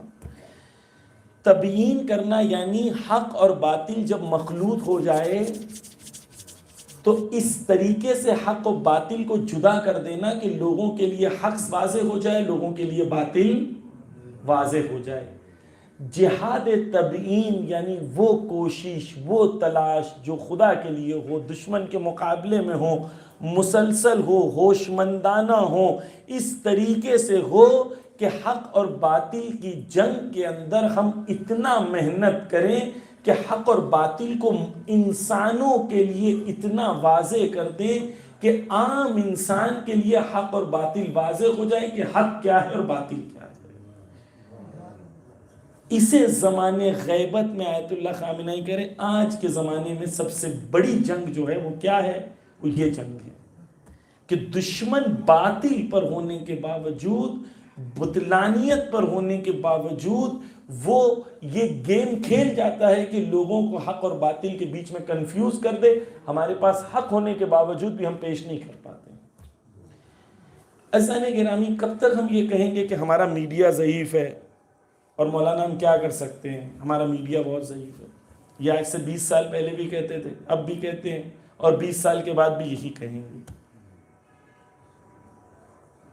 یہ تب تک کہیں گے جب تک ہمیں احساس نہیں ہوگا کہ اصلی جنگ میڈیا کی جنگ ہے.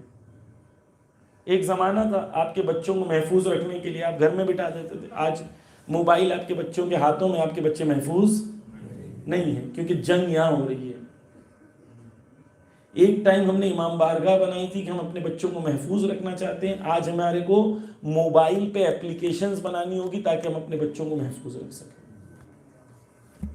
جنگ کی جگہ بدل گئی ہے. ہر زمانے میں جنگ کی جگہ بدل جاتی ہے. جب تک ہمیں احساس نہیں ہوگا کہ جنگ کی جگہ بدل گئی ہے تو ہم اس جنگ میں جا کے لڑائی نہیں کریں گے جہاں پر جنگ ہو رہی ہے. عزیزان گرامی، میں صرف خلاصے میں آپ کے سامنے پیش کرنا چاہتا ہوں. آج دشمن نے ہمارے بچوں کو نابود کرنے کے لیے پورا پلان بنایا ہے. آپ تصور بھی نہیں کر سکتے. 3 سال کے بچوں کو گانا بنایا گیا ہے. بچپن میں آپ نے سنا ہے جونی جونی یس پاپا، سنا تھا؟ اب یوٹیوب پہ جا کے آپ ویڈیو دیکھیں جونی جونی یس پاپا میں 2 پاپا ایک بچے کو تیار کر رہے ہیں اسکول بھیجنے کے لیے. یعنی کیا؟ یعنی 3 سال کے بچوں کو سکھا رہے ہیں کیا کہ 2 باپ ہو سکتے ہیں، 2 مردوں کی شادی ہو سکتی ہے. یہ کتنے سال کے بچوں کو سکھا رہے ہیں؟ 3 سال کے بچوں. 3 سے 4 سال کے بچوں کو آپ گوگل پہ سرچ کریں گے، رومانس کرنے سکھا رہے ہیں، بوائے فرینڈ گرل فرینڈ کا کلچر. 3 سے 4 سال کے بچوں کو آپ نے تو موبائل دے دیا اپنے بچے کو، اب وہ کیا دیکھ رہا ہے آپ کو کیا پتا؟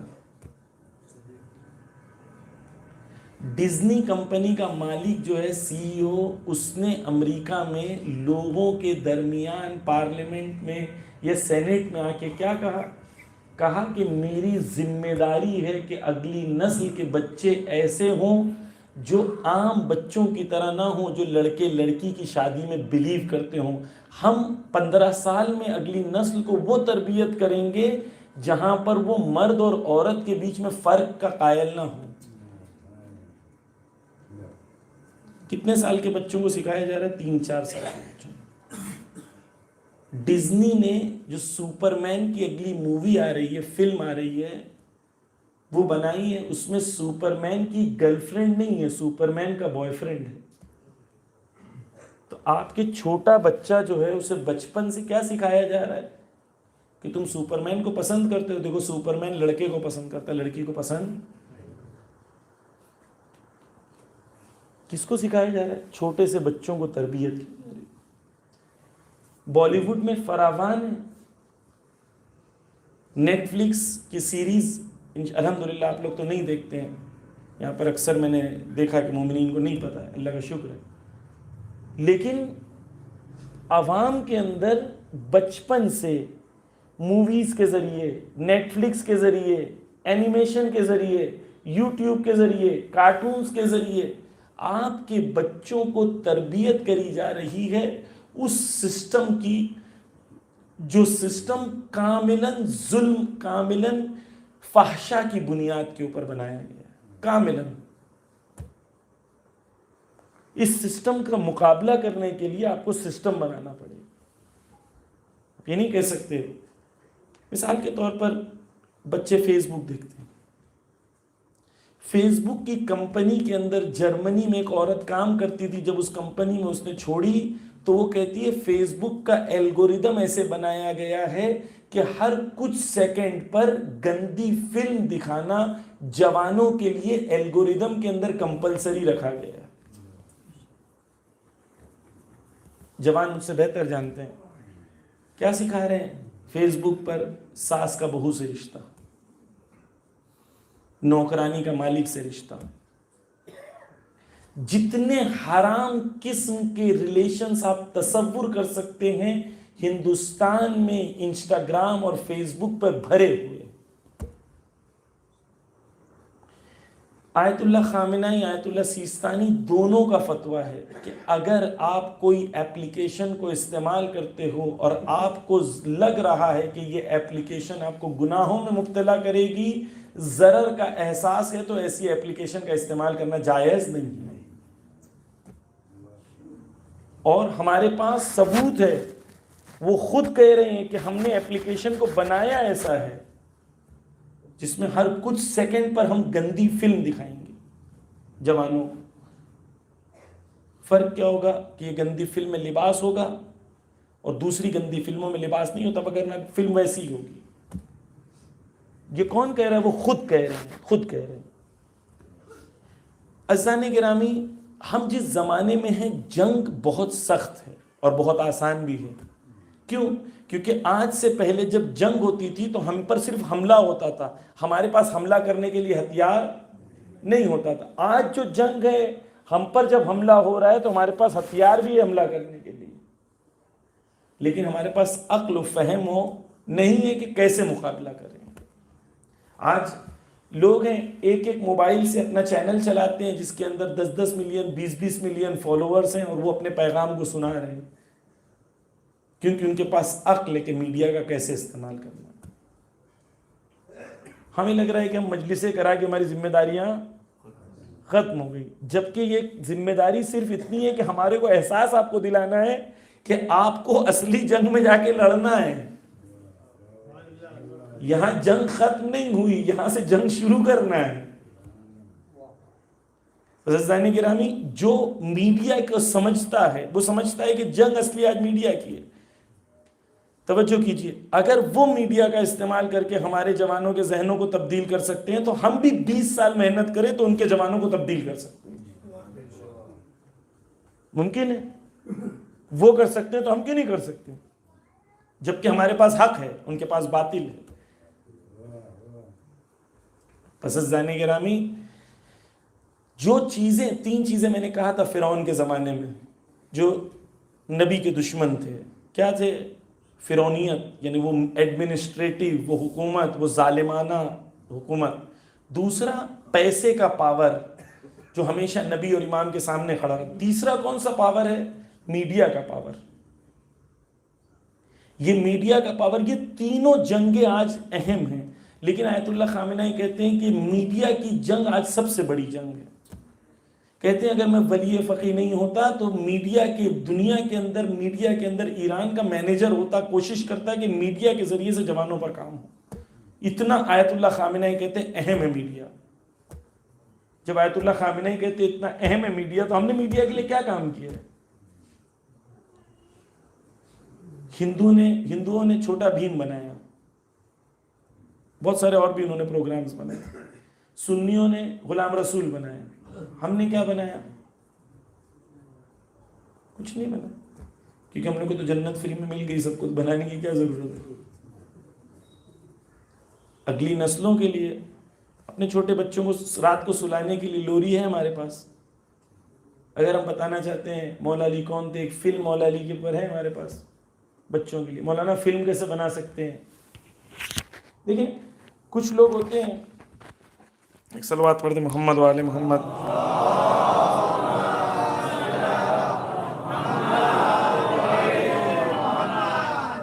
کچھ لوگ ہوتے ہیں جاہل ہوتے ہیں، لیکن ان کو معلوم ہوتا ہے کہ ہم جاہل ہیں۔ یہ بہت اچھے لوگ ہوتے ہیں، ان کو جتنے جاہل ہوتے ہیں ہمیں پتہ ہوتا ہے کہ ہم جاہل ہیں، تو دوسروں کے پاس سیکھنے کے لیے۔ کچھ لوگ جاہل ہوتے ہیں لیکن انہیں لگتا ہے ہم علماء ہیں، وہ علماء کے پاس سیکھنے نہیں سکھانے جاتے ہیں، لیکن ہوتے جاہل ہیں۔ یہ اتنے جاہل ہیں کہ انہیں یہ بھی نہیں پتا ہے کہ میں جاہل ہوں۔ 2 قسم کی جہالت ہے نا، ایک یہ کہ جاہل ہے اور معلوم ہے جاہل ہے، ایک یہ کہ جاہل ہے اور معلوم نہیں ہے کہ میں جاہل ہوں۔ یہ تو سب سے بری جہالت ہے۔ اس کے پاس یہ بھی جہالت ہے کہ میں جاہل ہوں، یہ بھی نہیں معلوم ہے۔ واضح؟ آپ کے سامنے کوئی ایشو آیا، فلم بنا سکتے ہیں کہ نہیں؟ اس کے پہلے کہ آپ جذباتی ہو کے فیصلہ دیں، اہل بیت کا چہرہ کیسے بنائیں گے، اہل بیت کا جسم کیسے بنائیں گے، اور یہ کیسے ہوگا، وہ کیسے ہوگا، جذباتی نہیں ہو، ریلیکس کریں، ریلیکس، رکو ذرا، ریلیکس کرو۔ آپ سوال کریں مرجع تقلید کا فتویٰ کیا ہے؟ سمپل، مرجع تقلید بولتے ہیں جائز ہے تو جائز ہے، چپ بیٹھ جاؤ۔ مرجع تقلید بولتے ہیں جائز نہیں ہے تو حرکت مت کرو، خاموش ہو جاؤ۔ سمپل، بحث کا پوائنٹ ہے، بحث کا پوائنٹ نہیں ہے۔ مرجع تقلید بولتے ہیں جائز۔ مثلا ابھی VR کربلا ہو رہا ہے، تو کچھ جاہل ہیں، وہی جاہل ہیں جنہیں لگ رہا ہے ہم علماء ہیں۔ میں نے آیت اللہ صافی گل پیگانی ویڈیو دیکھا، تعریف کی۔ آیت اللہ سیستانی کے جو نمائندے ہیں آغا شہرستانی، انہوں نے ویڈیو دیکھی، تائید کی، دعا کی۔ بڑے بڑے علماء نے دیکھی، سب نے تائید کی، سب نے تعریف کی، لیکن یہ جو رہتے ہیں جاہل، انہیں لگتا ہے کہ ہم ان سے بھی زیادہ پڑھے لکھے ہیں. ایسا ہو جائے گا تو کل ایسا ہو جائے گا، کل ویسا ہو جائے گا، کل ویسا ہو جائے گا، پرسوں ویسا ہو جائے گا، قیاس کرنا شروع کر دیں.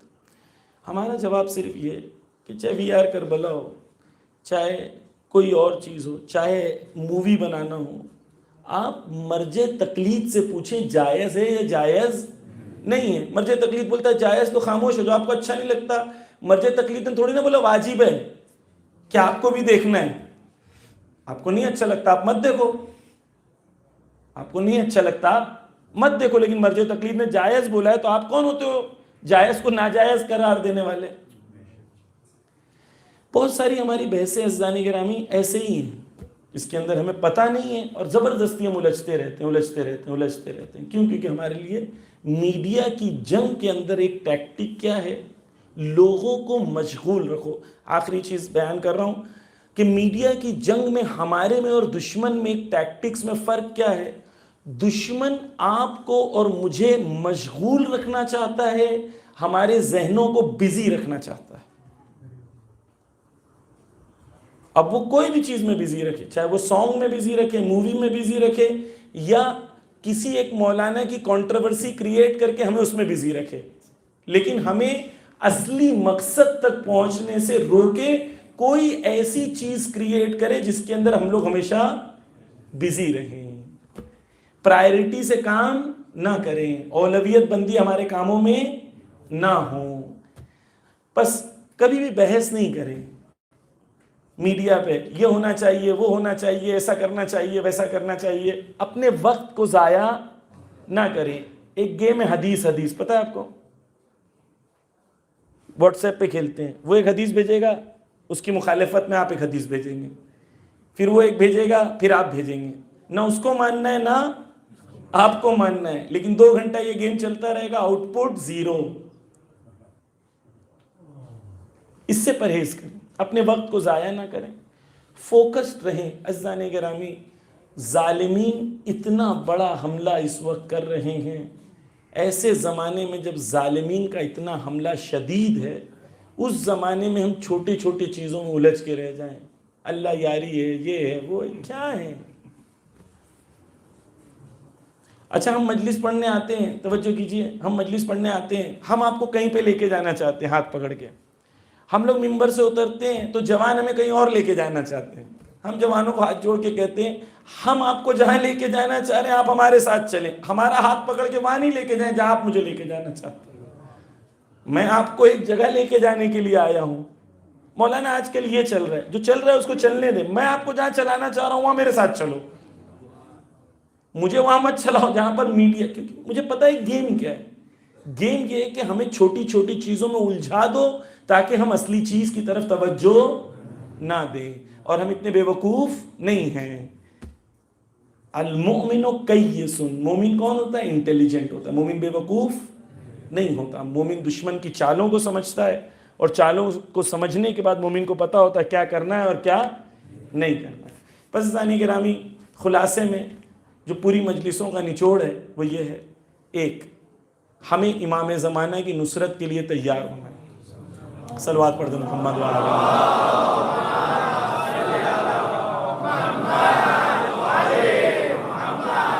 2، امام حسین کی محبت پاکیزہ رکھیں، سودے بازی والی نہیں، بذل والی، ایثار و قربانی والی.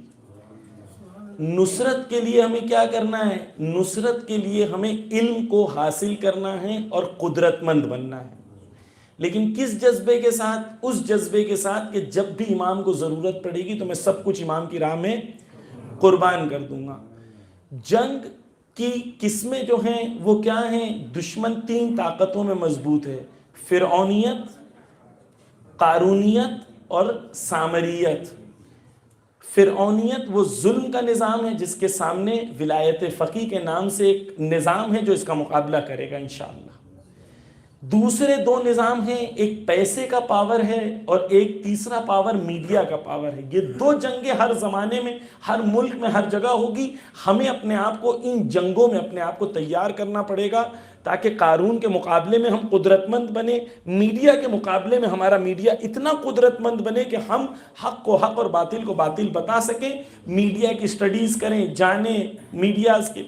دیکھیں میں یہ کہتا ہوں بار بار کہ مثلا کیوں نہیں بنا سکتے عزیزان گرامی؟ اگر وہ 15 کروڑ خرچ کر کے پورے ہندوستان میں آگ لگا سکتے ہیں تو ہم 15 کروڑ خرچہ کر کے اسی آگ کے اوپر پانی کیوں نہیں ڈال سکتے؟ 15 کروڑ نہیں ہے ہمارے پاس مومنین کے پاس کہ ہم 15 کروڑ خرچہ کریں، مسلمانوں کے پاس نہیں ہے نا؟ کیوں نہیں کرتے؟ کیونکہ ہمارے پاس فہم نہیں ہے، جنگ کی سمجھ نہیں ہے. جنگ وہاں ہو رہی ہے جواب ہم یہاں دے رہے ہیں. تو جنگ میں آنا پڑے گا، میدان میں آنا پڑے گا، میڈیا میں آنا پڑے گا، اینیمیشنز میں آنا پڑے گا، ہمارے بچوں کو پڑھنا پڑے گا. اگر کوئی جوان آپ سے آ کے پوچھے مولانا میں فلم ڈائریکشن پڑھنا چاہتا ہوں، آپ کیا کہیں گے؟ اللہ توبہ، کیسی گندی گندی باتیں کرتے ہو. اگر فلم ڈائریکشن نہیں پڑھا تو مختار نامہ کون بناتا؟ سینیماٹوگرافی اگر نہیں پڑھا ہوتا تو کیسے بناتے؟ کیونکہ ہم سمجھ نہیں پا رہے ہیں یہ جنگ ہے. ایک زمانہ تھا جب ہم لوگ نے اس کو بہت ترک کیا تھا، لیکن اب ہمیں سمجھنا پڑے گا کہ یہ ہتھیار کو ہمیں استعمال کرنا پڑے گا، کیونکہ دشمن اسی ہتھیار کو استعمال کر کے حق کو باطل، باطل کو حق بتا رہا ہے. بس یہ اگر ہمیں سمجھ میں آ جائے گا یہ جنگ ہے اور یہ جنگ کے ابزار ہیں، ٹولز ہیں، تو ہم ان ٹولز کو صحیح سے استعمال کرنا شروع کریں گے. ہمیں لگتا ہے ایک یوٹیوب چینل بنا دو، مولانا کی کلپ کاٹ کاٹ کے ڈال دو، ہمیں لگتا ہے ہمارا میڈیا کا کام ختم ہو گیا، جبکہ ہم لوگ جنگ میں ہی نہیں ہیں. ہم لوگ جنگ میں ہی نہیں ہیں. قرآن کس کے لیے؟ للناس کے لیے، انسانوں کے لیے. ہمارا پیغام ہر انسان کے لیے، ہمارا پیغام دلتوں کے لیے بھی ہے، کمزوروں کے لیے بھی ہے. لیکن ہم نے ابھی تک اپنے آپ کو اس لیول پہ تیار نہیں کیا، لیکن کرنا ہوگا. مولانا بہت بڑی بڑی باتیں، اہل بیت نے ہمیں چھوٹی بات کرنا سکھایا ہی نہیں. چھوٹی بات کرنا ہے تو جائیں کسی اور کے در پہ، اہل بیت کا در بہت کریم ہے. یہاں پر ہر انسان کے لیے نجات کی گفتگو ہے، لیکن اس کے لیے ہمیں اپنے آپ کو تیار کرنا ہوگا. پس عزیزان گرامی، جہاد تبعین کا سب سے بہترین ماڈل کون ہے؟ سب سے بہترین حضرت زینب اور سید سجاد. سب سے بہترین. سخت ترین حالات میں، سخت ترین میڈیا کے زمانے میں، سخت ترین عوام کے سامنے، دیکھیں نا آپ جب گفتگو کرتے ہیں تو آپ مثال کے طور پر آپ لوگ الحمدللہ یہاں پر اچھے علماء آتے ہیں، یہاں پر اچھی گفتگو ہوتی ہے، تو ہمارے لیے تھوڑا آسان ہے آپ سے گفتگو کرنا، میں آرام سے بیٹھ کے کر رہا ہوں. لیکن اگر کوئی ایسا ماحول ہوتا ہے جہاں پر لوگوں کو عادت نہیں ہوتی ہے تو سٹارٹ میں 15-20 منٹ انہیں عادت دلائی جاتی ہے کہ ایسی بات ہوگی. وہ بیچارے رکتے ہیں کہ ابھی کوئی نکتہ آئے گا، ابھی کوئی نکتہ آئے گا، اور 15-20 منٹ تک نکتہ نہیں آتا تو بیچارے ہلتے ڈلتے رہتے ہیں. انہیں بات اچھی بھی لگتی ہے لیکن عادت نہیں ہوتی ہے. تو آڈینس جو ہوتی ہے وہ فرق کرتی ہے ایک گفتگو کرنے والے کے لیے. جبکہ توجہ کیجئے، بی بی کہاں گفتگو کر رہی ہیں؟ کس حالت میں گفتگو کر رہی ہیں؟ اس حالت میں گفتگو کر رہی ہیں کہ قیدی ہیں. اس حالت میں کہاں گفتگو کر رہی ہیں؟ اس دربار میں کر رہی ہیں جہاں پر ایک بھی حامی نہیں ہے، سارے دشمن. بہت سخت ہے. آپ اس کو میڈیا کے پرسپیکٹیو سے سوچیں، میڈیا کے زاویے سے سوچیں. کہاں جنگ کر رہی ہیں بی بی؟ وہاں پر. یعنی ہمیں پیغام دینا چاہ رہی ہیں کہ تم اگر ایسے سماج میں رہتے ہو نا، تمہیں لگتا ہے سب دشمن ہیں، لیکن تمہارے پاس اگر تدبیر ہے نا، پلاننگ ہے نا، تو ایسے ماحول میں بھی تم جیت سکتے ہو. کس کے سامنے گفتگو کر رہی ہیں؟ حامی نہیں ہے کوئی، سارے دشمن. بی بی کی روش دیکھیں، جب میدان کوفہ میں ہے تو الگ ہے، دربار شام میں ہے تو الگ ہے. ماحول کو دیکھ کے، آڈینس کو دیکھ کے جو گفتگو کا انداز ہے اس میں بھی فرق ہے. اگر ہمیں سمجھنا ہے کہ جہاد تبیین کسے کہتے ہیں، یعنی لوگوں کے سامنے حق و باطل کے بیچ میں فاصلہ کرنے کی قوت و قدرت، اور وہ جہاد اور وہ کوشش و مسلسل کوشش، سب سے بہترین نمونہ ہمارے پاس بی بی زینب اور حضرت سید سجاد. لیکن ان سے ہمیں سیکھنا ہوگا تاکہ ہم وہی چیز کو تبدیل کریں آج کے میڈیا میں.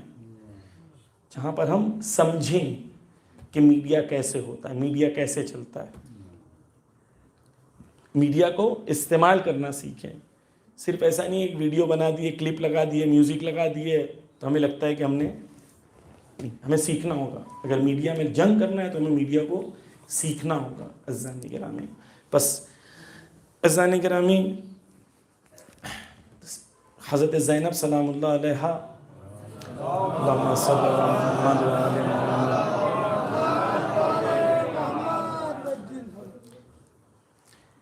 وہ بی بی ہیں جنہوں نے سخت ترین حالات اہل بیت کے کاروان کو آگے بڑھایا. جب تک عباس زندہ تھے تو کاروان کی ڈھارس عباس تھا، لیکن عباس کے بعد علم بی بی نے اٹھایا.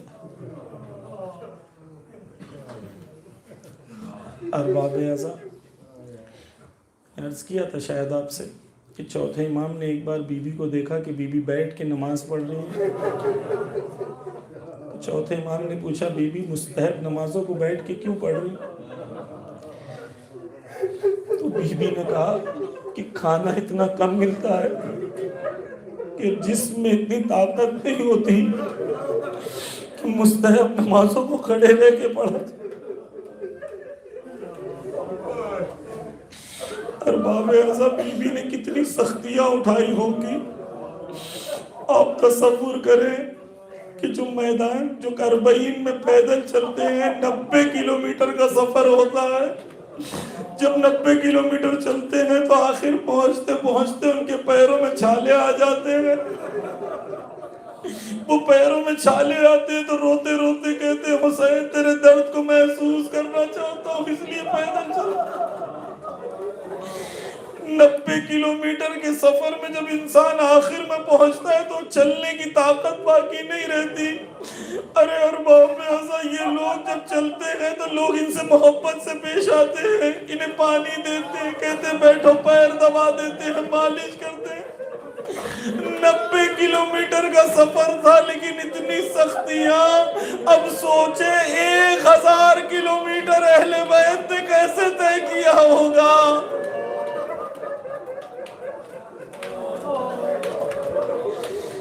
اس سفر میں جب اہل بیت، جب بچوں کو پیاس لگتی تھی اور پانی مانگا جاتا تھا تو جب پانی مانگا جاتا تھا تو پانی کے بدلے تماچے مارے جاتے تھے.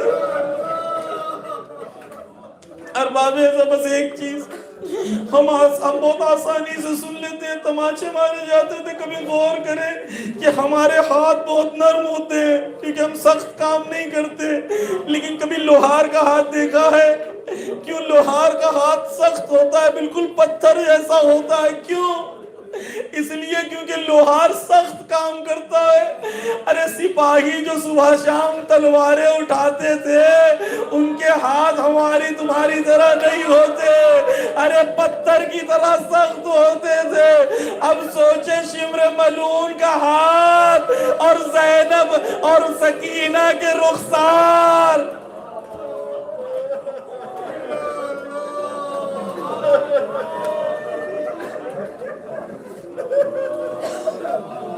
اسی لیے امام نے کہا ارے اس بی بی کو پر سلام جس کے رخسار کے رنگ سفر کے دوران بدلتے رہے.